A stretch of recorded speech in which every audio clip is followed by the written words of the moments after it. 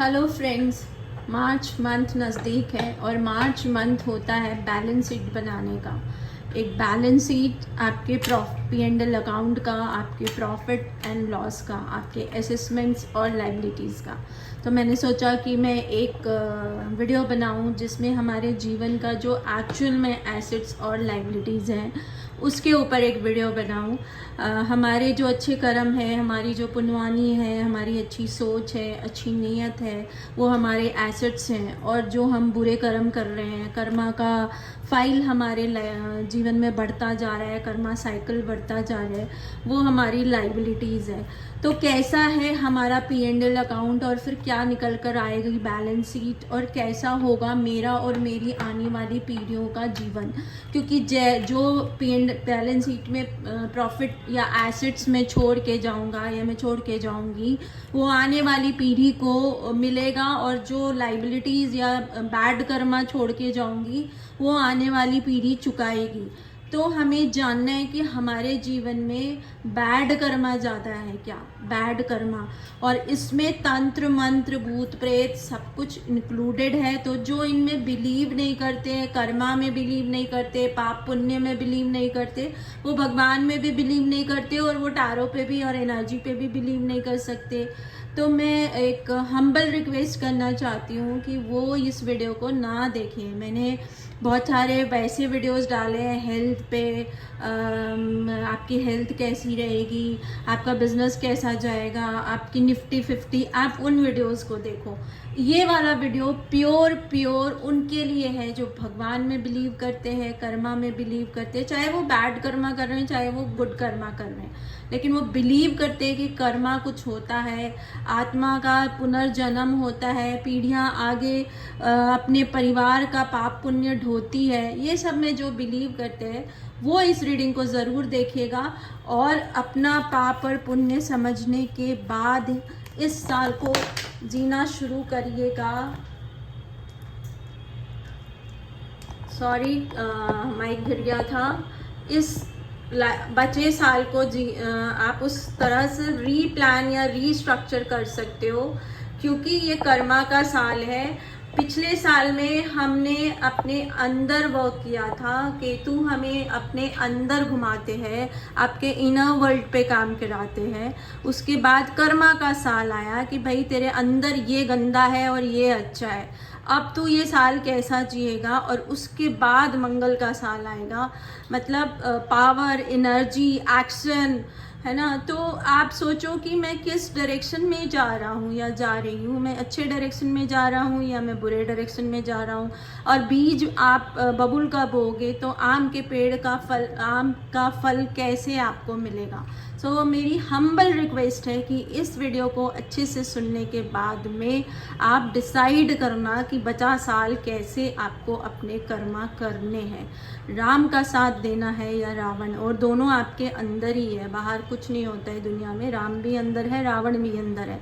किसको मारना है और किसको जिंदा रखना है, इस सवाल का जवाब आप अपने आप को देना। तो वेलकम टू लिटिल एंजल।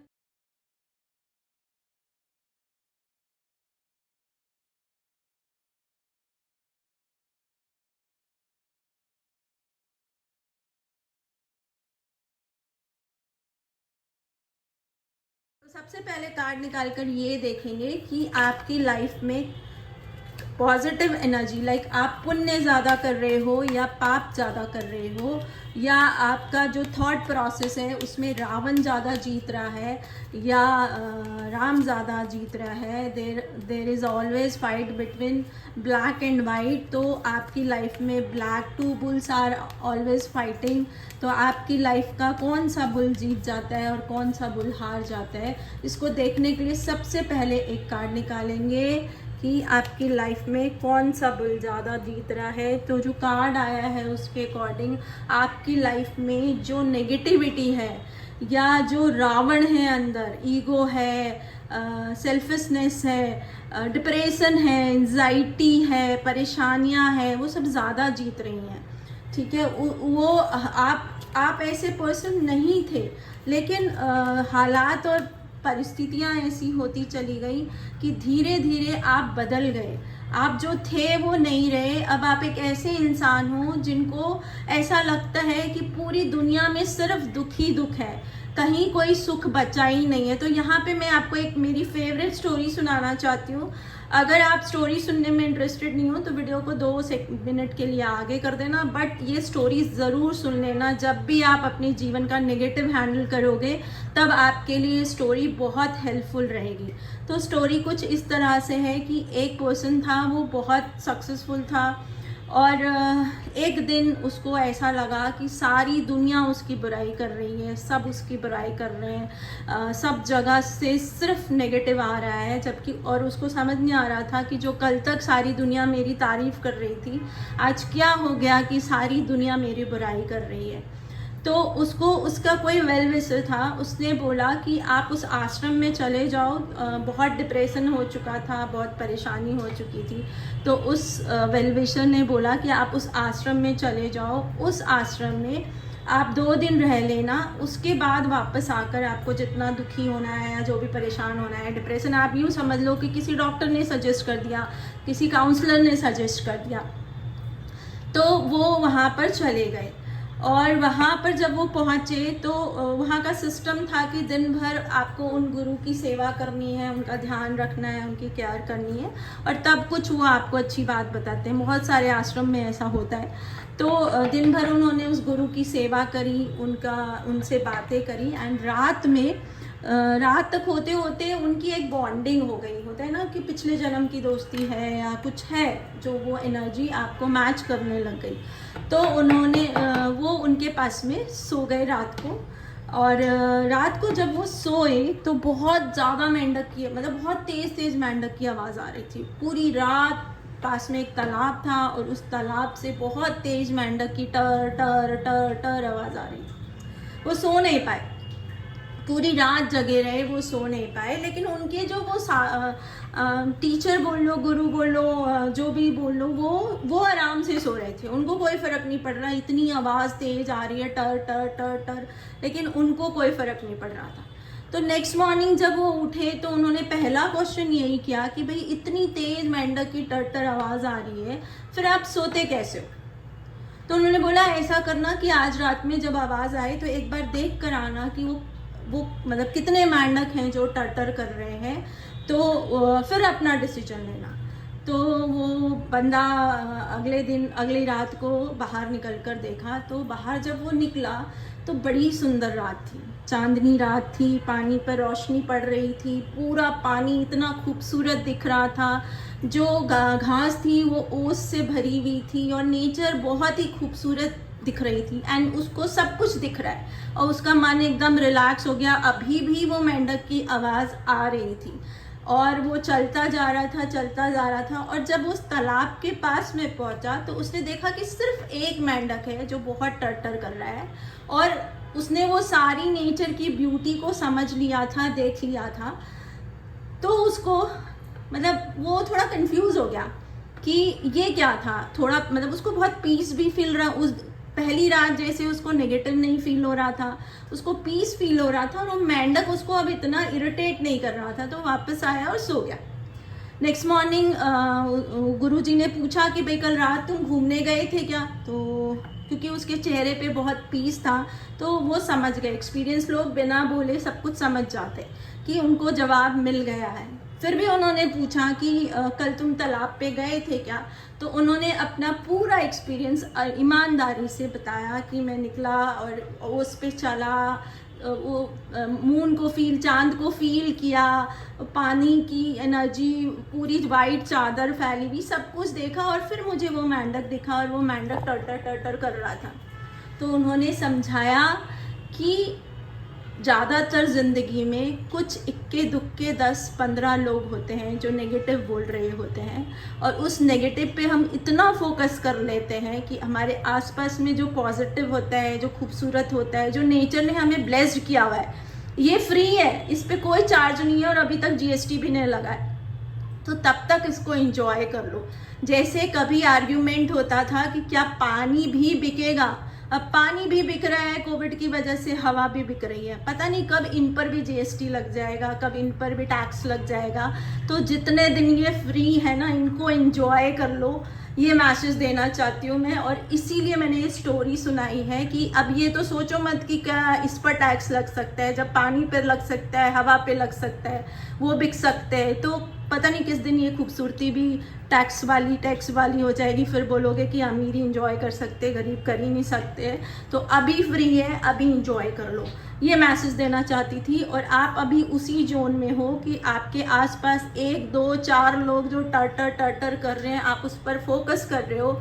आपके पास में जो इतनी सारी चीज़ें हैं, खूबसूरती हैं, फ्री का भगवान ने दिया हुआ है, एटलीस्ट उसको तो एंजॉय कर लो। तो अब मैं नेक्स्ट कार्ड निकालती हूँ कि आपके लाइफ में पुण्य कितना है।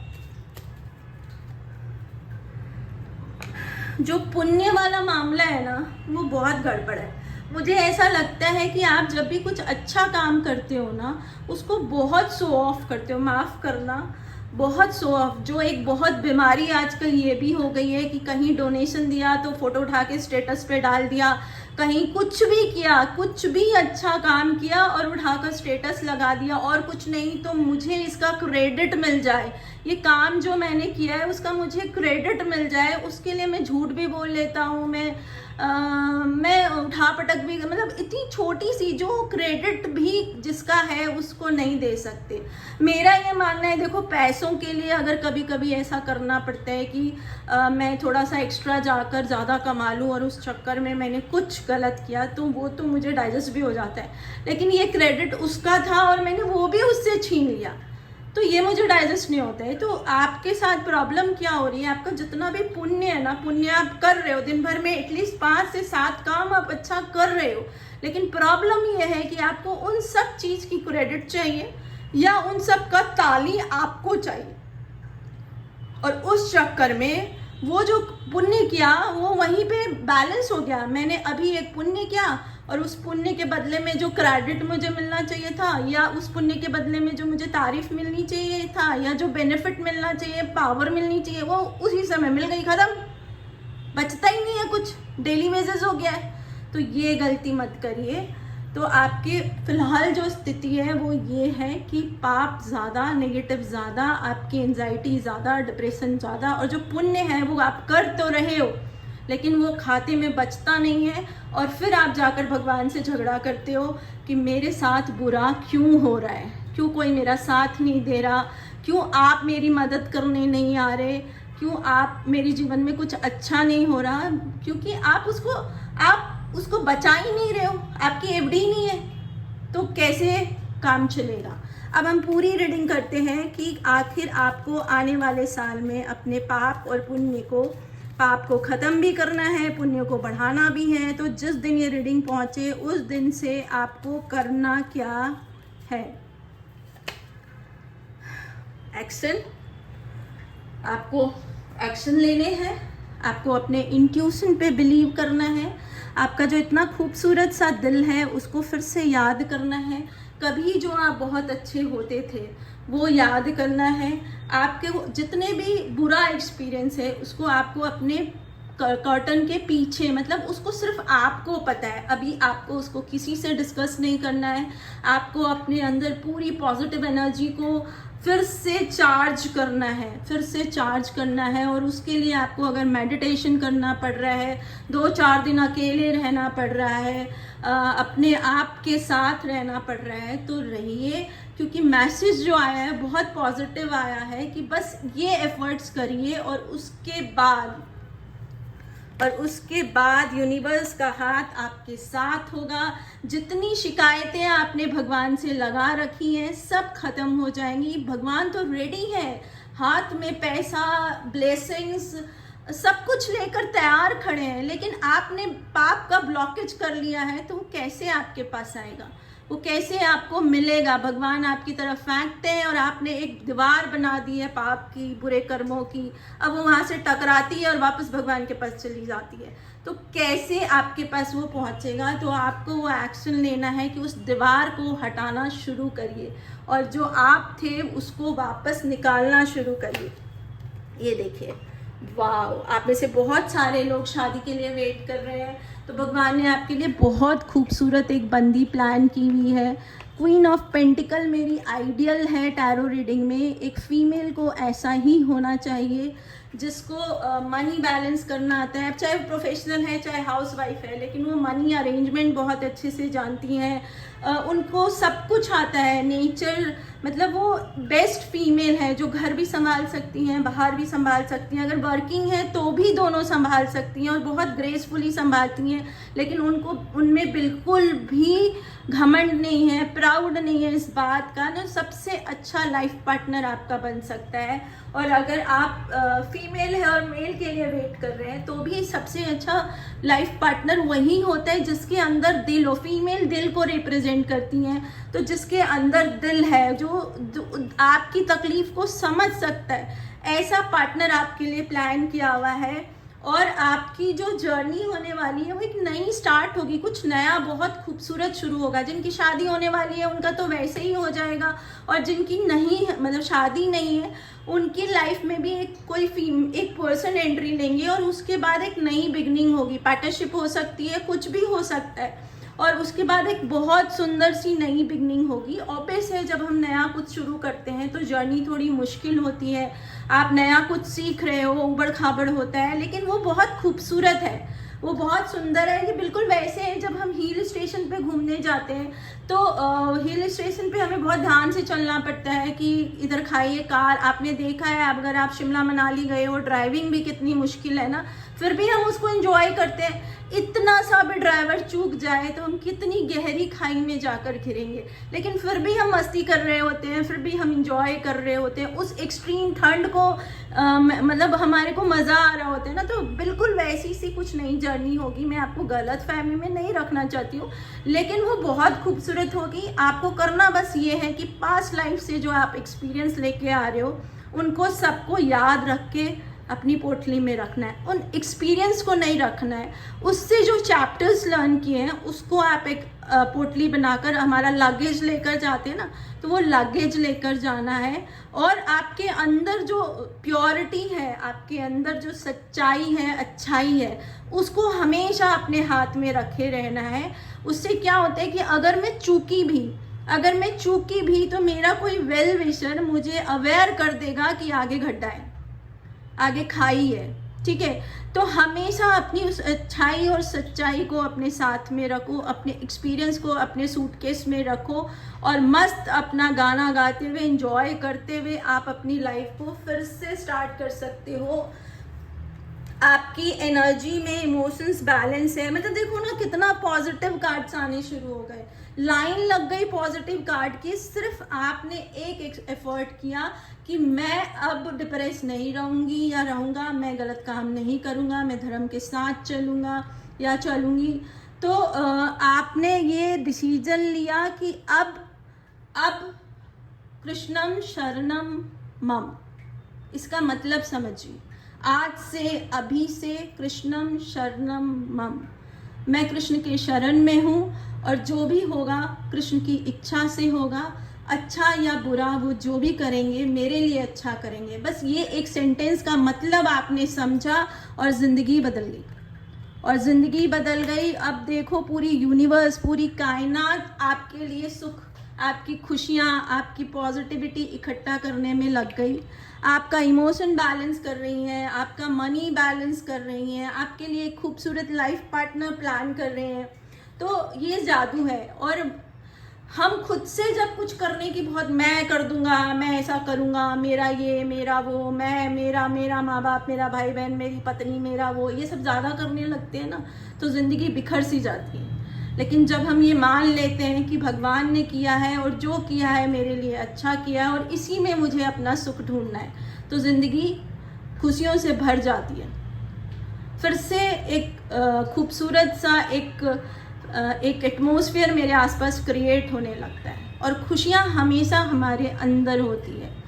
हम उसको बाहर ढूंढते हैं, बाहर नहीं है वो हमारे आत्मा में है, हमारे अंदर है। इसीलिए जो पर्सन हैप्पी होते हैं वो हर हाल में हैप्पी होते हैं। साधु संतों को देखो, वो जंगल में घूम रहे हैं तो भी खुश है, घर हम महल में बैठे हैं तो भी खुश हैं, उनको कोई फ़र्क नहीं पड़ रहा होता। साधु संत मीन्स जो अपना इनर उन्होंने सिद्ध कर लिया है। और जो खुश नहीं है, उनके पास BMW है, मर्सिडीज है, फिर भी रो रहे हैं, फिर भी नींद नहीं आ रही है। तो प्रॉब्लम बस सारी हमारे अंदर है, बाहर कोई प्रॉब्लम नहीं है। जब आप ये सब कर लोगे तो आपको कुछ स्पिरिचुअल जर्नी में, एक तो आप कोई एक भगवान है, कोई एक कुछ भी पॉजिटिविटी है जिसमें आप बिलीव करते हो, वो तो आपके साथ है ही। लेकिन एक और कोई पॉजिटिविटी मे बी जो इंसान आपकी लाइफ में आने वाले हैं वो किसी को मानते हैं और वो आपकी लाइफ में लेकर आएंगे उनको, और वो फिर और डबल, मतलब आपकी जो आपके भगवान और उनके भगवान, और वो जो पॉजिटिविटी आप जैसे भी उसको काउंट पॉजिटिव क्या कहते हैं डिवाइन फेमिनाइन, डिवाइन मस्कुलाइन, जो बोलते हो आप, वो बढ़ जाएगा, डबल हो जाएगा। तो आपकी लाइफ में खुशियाँ और बढ़ जाएंगी। जैसे जैसे आप भगवान में बिलीव करोगे, उनका जो सिद्ध किए हुए हैं और आपका जो सिद्ध किए हुए हैं, आप भगवान की नज़र से देख लो, आप एंजल्स की नज़र से देख लो। ऐसा फॉर एग्जांपल बता देती हूँ कि सपोज़ आप कृष्ण में बिलीव करते हो और आप कृष्ण की पूजा करते हो, और वो जो बंदी आई वो राधा को भी लेकर आ गई, उनके पास कृष्ण और राधा दोनों थे। तो अब देखो आप राधा कृष्णम शरणम हो गई। अभी देखो मैंने पहले क्या बोला था, कृष्णम शरणम मम, अभी राधा कृष्णम शरणम मम। अभी राधा कृष्ण होने से क्या होता है, आप यूट्यूब करके देखना कि चीज़ें ईजी हो गई। कृष्ण पहले परीक्षा लेते फिर आपको चीज़ देते हैं, और अब राधा आ गई तो वो बोलती है कि नहीं मेरा भक्त है, मेरा नाम ले रहे तो मदद कर दो। तो चीज़ें आपकी स्मूथ और ईजी हो जाएंगी, है ना। आपको अपनी बची लाइफ ना प्रीस्ट की तरह जीना है। प्रीस्ट मतलब जो ग्रस्त जीवन में संतों की तरह जीते हैं, मतलब वो अपनी जिम्मेदारी सारी निभाते हैं। एंड वही सबसे मुश्किल है कि ग्रस्त जीवन को संतों की तरह जीना। तो आपको आपकी सारी जिम्मेदारी निभानी है, लेकिन आपको किसी से कोई उम्मीद नहीं रखनी। ये बहुत मुश्किल है। कहना बहुत आसान होता है कि मैं किसी से उम्मीद नहीं रखता, मैं किसी से कुछ चाहता नहीं हूँ, मैं तो मेरा कर देती हूँ, फिर ठीक है मैं खुश हूँ। ऐसा नहीं होता है। तकलीफ़ होती है जब हम किसी के लिए अच्छा कर रहे हैं और वो हमारे लिए बुरा कर रहा है। यही तो रोना है कि उसने मुझे ये क्यों कह दिया, उसने मुझे ये क्यों कर दिया, ये ऐसा क्यों कर दिया, वो वैसा क्यों कर दिया, ये ऐसा क्यों कर रहा है, वो वैसा क्यों कर रहा है। क्यों पड़े हो इन सब पंचायती में। वो जो करना है वो कर रहा है, आपको जो करना है आप कर लो। और जहाँ आपकी कैलकुलेशंस ख़त्म हो जाए ना कि इससे आगे आप कर ही नहीं सकते हो कुछ। मान लो आपको एग्जाम्पल दे रही हूँ, आपको ऐसा लग रहा है कि अगर बाढ़ आ जाएगी तो आपको बहुत नुकसान हो जाएगा, बट आप बाढ़ को नहीं रोक सकते ना, बाढ़ को नहीं रोक सकते। आप क्या कर सकते हो, अगर बाढ़ आएगी तो क्या क्या नुकसान हो सकता है, उस नुकसान को बचाने के लिए मैं क्या क्या तैयारी कर सकता हूँ या कर सकती हूँ, मैं सिर्फ इतना कर सकती हूँ। अब उस टेंशन में मरने से कुछ होने जाने वाला नहीं है। अब ऐसा हो सकता है कि आपके पास बजट नहीं है, आपको पता तो है कि ये तैयारी करनी है पर आपके पास बजट नहीं है, तो जितना है वो कोशिश तो करो, एक कदम तो बढ़ाओ, देखो तो सही उसके बाद सामने से मदद आती है कि नहीं आती है। मैं तो कदम ही नहीं बढ़ाना, मैं तो बैठे रहना है और सोचते रहना है बुरा हो जाएगा, बुरा हो जाएगा, बुरा हो जाएगा, बुरा हो जाएगा। तो हमारे बड़े बुजुर्गों ने कहा है कि दिन भर में एक बार जो भी हम बोलते हैं वो सच हो जाता है। तो इतना ही कर लो कि जब बाढ़ आएगी तो मेरे जगह को, मेरे अपनों को नुकसान नहीं होगा। इसको नेगेटिव मत लेना, इसको नेगेटिव तरह से मत करना, ये सोचते जाओ और जितना आप कर सकते हो उतना उसकी तैयारी करते जाओ। और ये तो अच्छी बात है ना कि आप कैलकुलेशन फ्यूचर का कर सकते हो, तो भगवान ने तो ये गिफ्ट की तरह ही दिया है ना कि आप कैलकुलेशन कर सकते हो कि बारिश आ सकती है। बहुत सारे लोग तो इसके लिए भी ब्लेस्ड नहीं होते, उनको तो कैलकुलेट करना भी नहीं आ रहा होता है कि फ्यूचर में क्या होएगा। तो आपको ये ब्लेसिंग तो मिली भी है, तो आपने कैलकुलेशन कर ली और उसके बाद जो आपसे बन पड़ता है वो आपने कर लिया, और उसके बाद आपने भगवान से कह दिया कि भाई भगवान जी मेरी तो इतनी हैसियत है, इसके आगे आप संभाल लेना। इसी शब्द में कितनी खूबसूरती है। अगर आप बिलीव करते हो ना तो इसको रिवाइंड करके एक बार वापस सुनो कि भगवान जी मैं इतना ही कर सकता हूँ, इसके आगे आप संभाल लेना। बस यही कहना चाहती हूँ। आपका जो लेखा जोखा चल रहा है, वजह कुछ भी हो, आपके खाते में नेगेटिव मार्किंग ज़्यादा हो रही है और पॉजिटिव मार्किंग आप डेली बेसिस पे कंज्यूम कर जाते हो। ऐसा नहीं है कि आप कर नहीं रहे हो, पर आप उसको कंज्यूम कर जाते हो। कई बार हम दिखने में नहीं बोलते, हम लोगों को ऐसा भी हो सकता है कि मैंने पुण्य किया और मैंने बोला नहीं किसी को कि मैंने डोनेशन दिया है, लेकिन मैंने मन में सोच लिया कि ये डोनेशन दे के आया हूँ, अब मेरे को इसका ये बेनिफिट, मैं 1 रुपया दे के आया हूँ, मेरे को 10 रुपये मिलेंगे। मैंने बहुत सारी ऐसी फीमेल्स को देखा है कि वो जब मेड को कपड़े देती हैं, बर्तन देती हैं, कुछ भी देती हैं, और उसके बदले उससे इमीडिएट कुछ एक्स्ट्रा काम करा लेती है, और फिर उनके मन में हमेशा ये रहता है कि मैंने उसको ये खाने के लिए दिया था, मैंने उसको ये कपड़ा दिया था, मैंने उसको ये दिया था। अभी बताइए वो पुण्यवानी बची क्या? इस सवाल का जवाब आप कमेंट बॉक्स में लिख कर देना कि आपकी वो पुण्यवानी बची क्या या कंज्यूम हो गई। बस यही आपके जीवन का पूरे सवाल का जवाब है।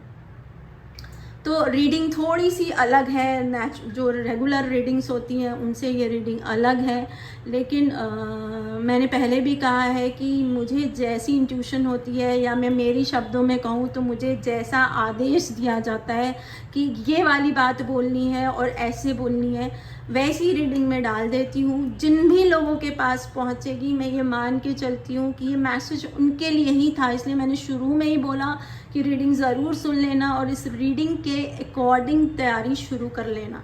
अब मैं एक कार्ड निकालूंगी यस और नो का।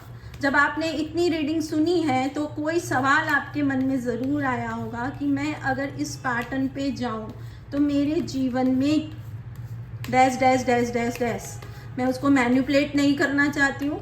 तो आप उसको सोच लीजिए और अपना वीडियो पॉज करिए, क्वेश्चन को एकदम ढंग से क्रिएट करिए और हम जान लेंगे कि उसका जवाब यस है या नो, यस या नो। यस, वाओ, ये सुपर यस है, 1000 टाइम यस है। आपको मतलब आप जो भी सोच रहे हो उससे रिलेटेड जितनी भी एरिया है, जितने भी एरिया है, उन सब चीज़ में कुछ बहुत अच्छा और बहुत खूबसूरत होगा। उस क्वेश्चन के आंसर में जो मनी वाइज है, जो नेचर वाइज है, भगवान के वाइज है, आपके खुद के वाइज है, इंट्यूशंस है, हर फील्ड में yes yes yes yes yes yes yes, सब कुछ पॉजिटिव है। और बाकी क्वेश्चन पे डिपेंड करता है, अपने क्वेश्चन क्या क्या था, क्वेश्चन को ढंग से वापस सोचना। और मैं ये बोलूँगी, वीडियो तो ये वाला मैंने बना दिया, फिर भी मैं बोलूँगी कभी भी जब आप यस और नो की रीडिंग करते हो ना, तो पहले उस क्वेश्चन को पेपर पे लिख दिया करो, क्योंकि क्वेश्चन का फॉर्मेट जैसा है आपके लिए आंसर वैसा ही हो जाएगा। तो थैंक यू। रीडिंग अच्छी लगी हो तो कमेंट बॉक्स में मैंने जो सवाल किया है उसका जवाब ज़रूर लिखिएगा, और आपसे रिक्वेस्ट है कि सही टाइम पे आपके पास ये रीडिंग पहुंची है। इसका मतलब है कि भगवान चाहते हैं आपको खुशियाँ देना। आप जहाँ गलती, मतलब भगवान हमारे मम्मी पापा है और मम्मी पापा मुझे कह रहे हैं कि बेटा तू मुझे बहुत पसंद है लेकिन ये गलती कर रहा है, इसको सुधार ले, तो बस ये भगवान जी आपको मैसेज देना चाहते थे। तो उम्मीद करती हूँ कि मैंने आपको वो मैसेज दे दिया है। Thank you.